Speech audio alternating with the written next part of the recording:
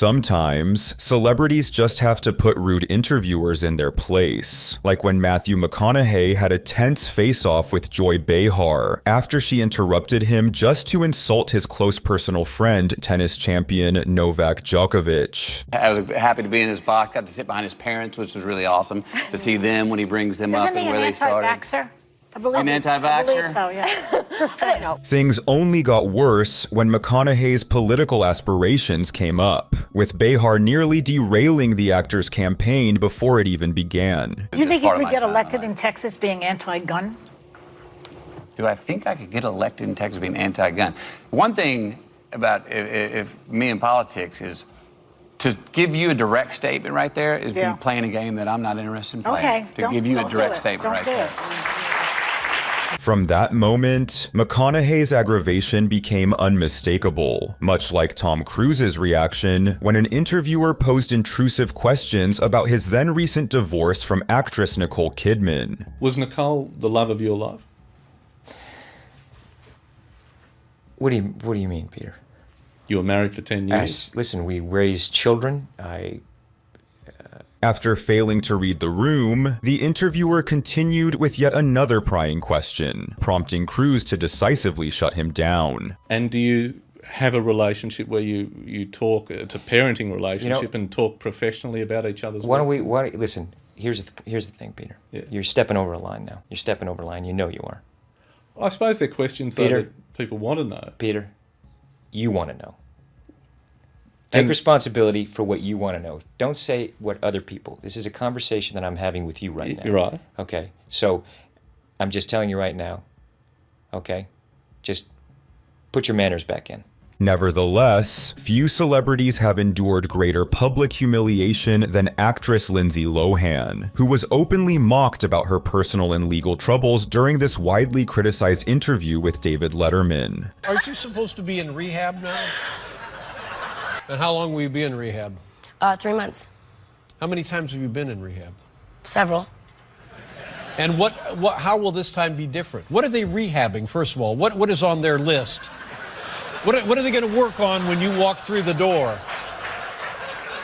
We didn't discuss this in the pre-interview. No. The actress appeared on the show to promote her upcoming movie, but found herself desperately trying to steer the interview back on track as Letterman persistently made cruel jokes at her expense. You have to be in rehab May 2nd. Are you going to be there?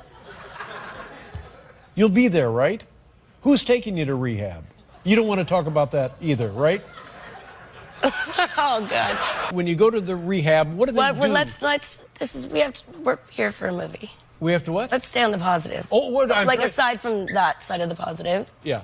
All right. Come on now. Things got so bad that Lohan was actually on the verge of tears, with her voice noticeably shaking as she struggled to maintain her composure. No, but I don't want people to think that I'm making a joke of that. No, you shouldn't make a joke I'm not. because this could be good for you. It will be good for you. Yeah, it will. Yeah.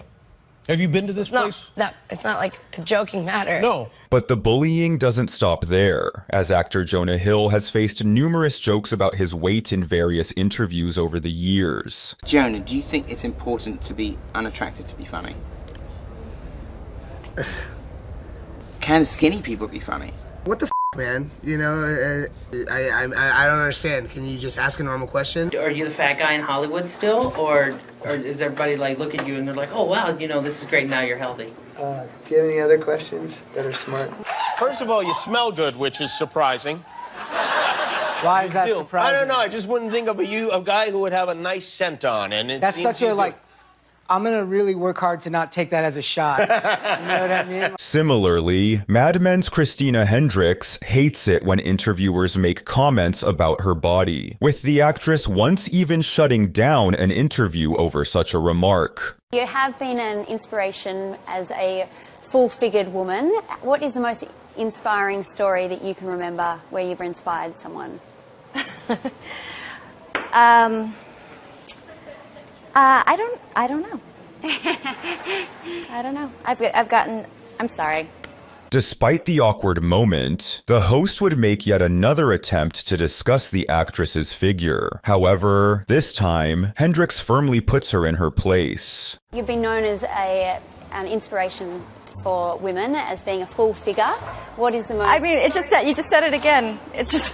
It's just sort of... But when it comes to shutting down inappropriate questions, perhaps no one does it better than Tom Hardy, whose 2015 exchange with an intrusive reporter spread like wildfire online. Your own sexuality seems a bit more ambiguous. Do you find it hard for celebrities to talk to media about their sexuality? What on earth are you on about? Despite his visible agitation, Hardy kept his cool, with many commending the actor for the way he assertively set boundaries around his personal life. But what is your question? I was wondering if you find it difficult for celebrities to talk about their sexuality. I don't find it difficult for celebrities to talk about their sexuality. Are you asking me about my sexuality? Sure. Why? Thank you. Okay. But if you thought that clip was cringe-inducing, just wait until you see how Hardy handled another disrespectful interviewer in this next painfully awkward segment. I have a question for Tom Hardy. Tom, I'll preface my remarks by saying that I have 5 sisters, a wife, a daughter, and a mother, so I know what it's like to be outgunned by estrogen. But I just wanted to ask you, as you were reading the script, did you ever think, why are all these women in here? I thought this was supposed to be a man's movie. No. Not for 1 minute. Good for you. That's kind of obvious. Hardy's co-star in The Dark Knight Rises, Anne Hathaway, would also have to silence a rude reporter who appeared to have an unusual fixation on her physical fitness. You are in phenomenal shape. Thank you. You're very gracious. You're always in great shape, but you had to make sure you were in perfect shape for this one, didn't you? It wasn't about being in perfect shape. It was about being able to do the stunts and the fighting perfectly. As the interviewer persisted in questioning Hathaway about her physique, she grew increasingly frustrated. Is there a certain regimen you put yourself through in terms of the diet, the workout? What is the feline fitness regime? A lot. It's all the boring stuff that no one ever wants to do. It's just watch what you eat and get yourself to the gym.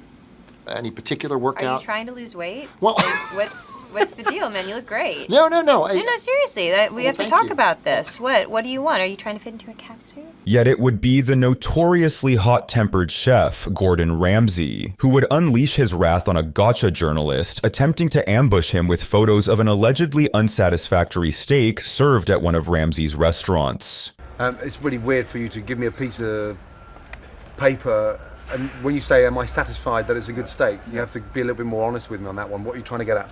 Ramsay confronted the reporter for the underhanded tactic and expertly explained why ordering a steak well done is just plain wrong. But you asked for the steak to be cooked well done. And is that a well done steak?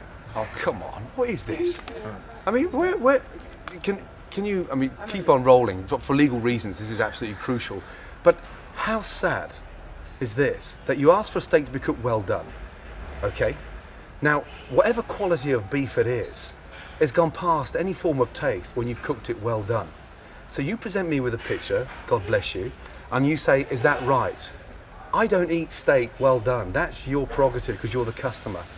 But unfortunately, you're never going to identify the quality of a beef when the steak is well cooked. So I'm really sorry to piss on your bonfire, but it's a bit of a stupid question. Thank you. Can I give you a paper back? Yeah. Oh my God. Thank you very I thought it was an intelligent interview. Things got highly personal in this next interview when actor Michael B. Jordan recognized a reporter who just so happened to be a former classmate who had bullied him before he rose to fame. And, you know, we know each other. We go way back all the way to Chad Science in Newark, okay? The corny kid, right?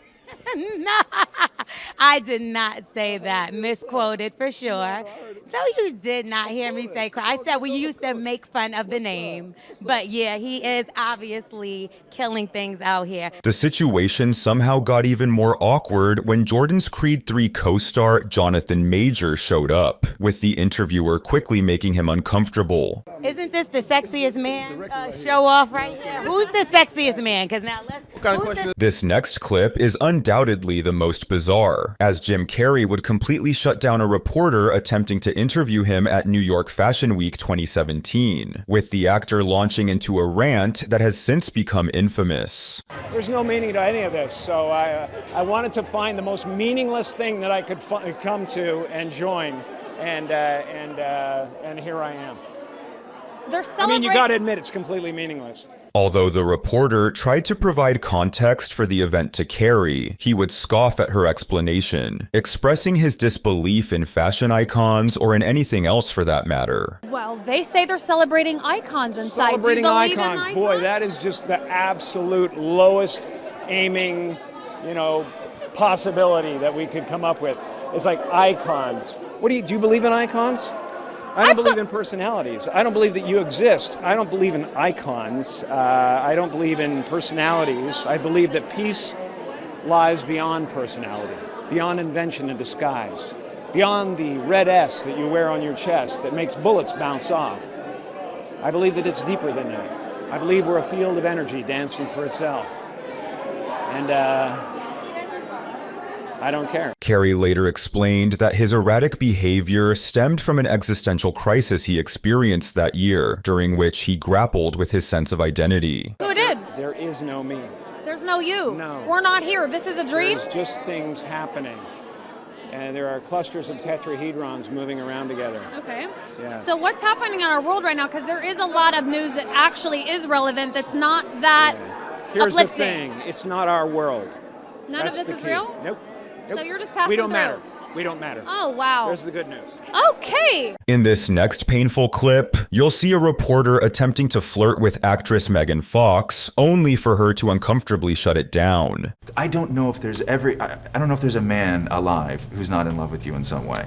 You're so silly. You know what am I really? You're a silly man. No, I'm not silly at all. You're a silly man in a checkered shirt. I am not. Wow. This interview has not aged well, as Fox has since openly addressed her experiences with objectification in Hollywood. You know, I think you're flirting with me. I'm kidding. Oh, dude. And speaking of interviews that aged poorly, back in Nude. The major thing that's changed since you were here last? Yes. I have now seen you naked.